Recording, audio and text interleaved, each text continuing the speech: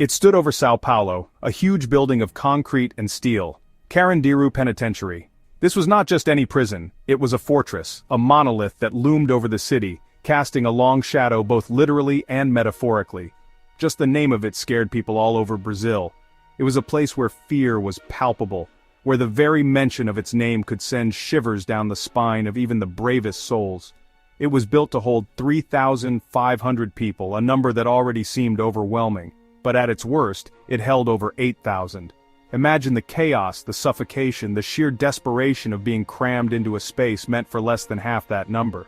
The guards didn't see them as men, but as animals to be kept locked up. The dehumanization was complete, stripping away any semblance of dignity or humanity.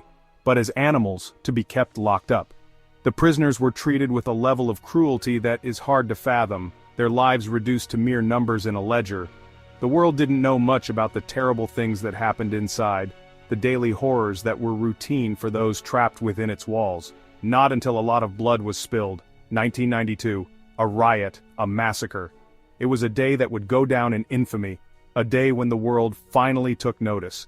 Pictures of it were shown all over the world. The images were shocking, horrifying, and they brought the grim reality of Carandiru into living rooms across the globe. Piles of dead bodies, naked, covered in bullet wounds. The brutality was laid bare for all to see, a stark reminder of the inhumanity that had been allowed to fester. Over 100 lives lost, each one a person with a story, a family, a life cut tragically short. Carandiru became a symbol of cruelty. It stood as a testament to the darkest aspects of human nature, a place where hope seemed all but extinguished. But even in that horrible place, there were still signs of hope and kindness. Small acts of humanity that shone like beacons in the darkness, reminding us that even in the worst conditions, the human spirit can endure. This isn't just the story of a prison, but of the men who lived there, and in their own small ways, fought back. They resisted the dehumanization, clung to their identities and found ways to assert their dignity. But of the men who lived there and in their own small ways, fought back. Their stories are a testament to resilience, to the unbreakable human spirit that refuses to be crushed, no matter the circumstances. Imagine this. 9 men crammed into a cell meant for one person. The walls close in on you, the air is stifling, and there's barely enough room to lie down. Personal space is a luxury no one can afford here. Every inch of the cell is occupied by bodies, belongings, and the heavy weight of despair. The air was thick with the smell of sweat, waste, and fear. It clung to your skin, making every breath a struggle. The oppressive heat only added to the misery, turning the cell into a suffocating oven. The constant noise of coughing, crying, and shouting created a cacophony of suffering. Sickness spread like wildfire. Tuberculosis, AIDS, infections getting worse in the hot and humid weather. Huge rats were everywhere. They scurried across the floor, gnawing at anything they could find. Medical care was scarce, and many prisoners were left to fend for themselves, their conditions worsening by the day. The food was garbage, barely good enough for animals. Meals consisted of watery soup, stale bread, and the occasional piece of rotten fruit.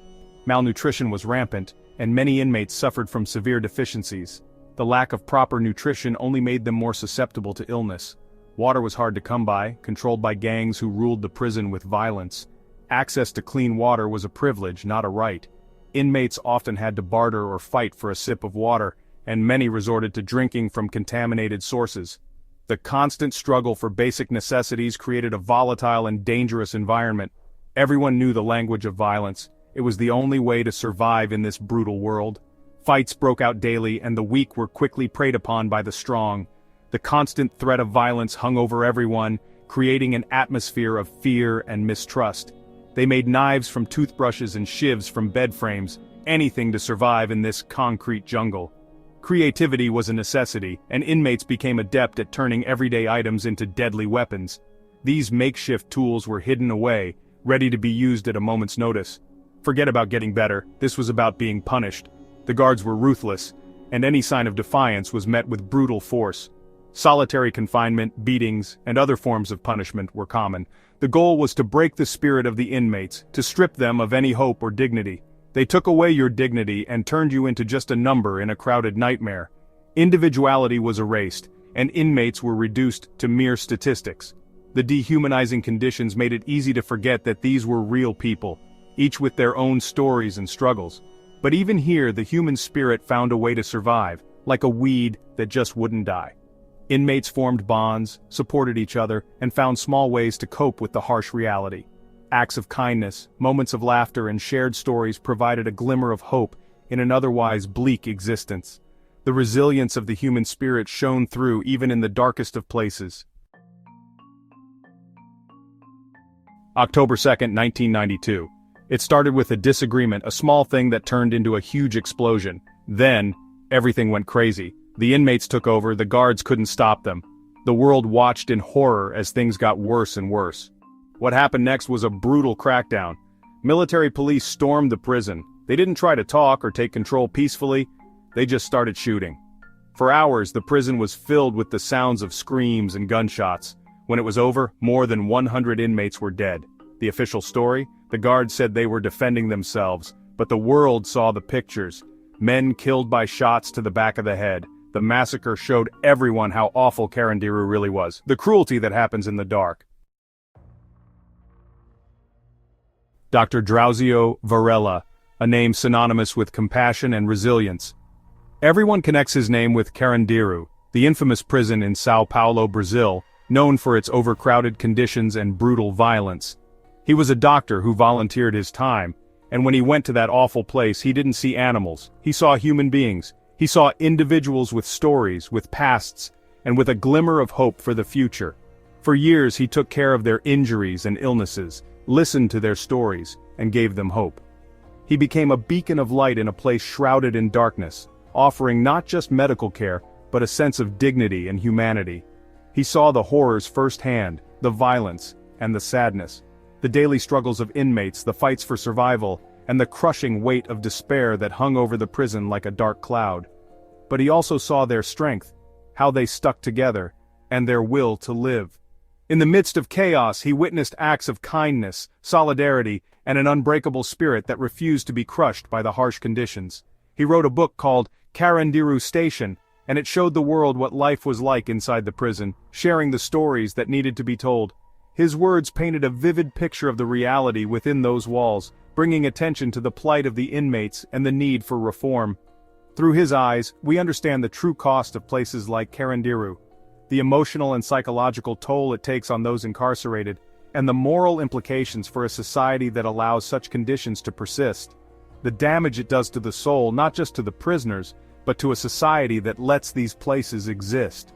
Drauzio Varella's witness is a call to action, a reminder that we must strive for a more humane and just world where every individual is treated with dignity and respect.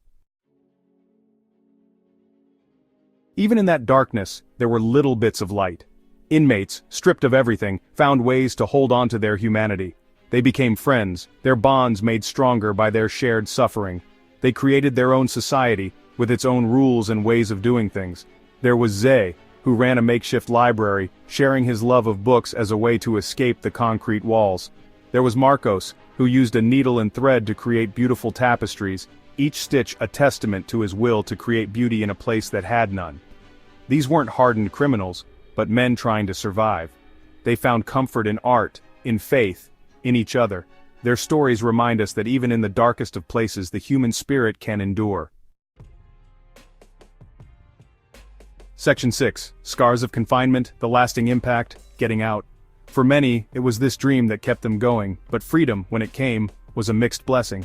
The scars of Carandiru ran deep, nightmares haunted their sleep, the violence forever etched into their memories. Going back to life outside prison was a struggle. People treated them differently because they had been in prison, making it difficult to find work and rebuild their lives. Many were beaten by the demons that haunted them, falling back into old habits, unable to escape their past. Carandiru didn't just punish, it broke men. It released them back into the world, damaged and scarred, a testament to the failings of a system that prioritizes punishment over rehabilitation. Section 7. Beyond Carandiru, a global perspective. Carandiru's story is not unique. It's a harsh reminder of the terrible conditions in prisons all over the world. From overcrowded prisons in the United States to the notorious Tadmor prison in Syria, the story is the same. Inhuman conditions, violence, and no respect for human dignity. These institutions, often hidden from public view, become places where despair and radicalization thrive. They fail to rehabilitate, instead they harden and brutalize. We must ask ourselves, what purpose do these institutions serve? Are they truly about justice, or are they simply warehouses for the unwanted and forgotten? Section 8. The debate rages on prison reform or punishment. Carandiru was torn down in 2002, a symbolic attempt to erase a dark chapter, but the debate over its legacy, and the future of prison systems, continues. Some people believe in harsher punishments, thinking that prisons should be about making people pay for their crimes. Others believe in reform, in programs that give inmates a chance to change their lives. They argue that investing in education, job training, and mental health services is not only the right thing to do, but also benefits society as a whole. The debate is complicated with no easy answers, but one thing is clear: we cannot continue to ignore the suffering of those living and dying within these walls. Section 9, A Glimmer in the Darkness, Finding Humanity. Carandiru stands as a reminder of cruelty and despair. Yet, amidst the ruins, there's a glimmer of hope. The stories of resilience, of compassion, of the human spirit's refusal to be extinguished, serve as a powerful reminder. We must remember that even in the darkest of places, humanity persists. It's our responsibility to shine a light on these stories, to demand better for those who have been forgotten, and to work towards a system that values rehabilitation over retribution.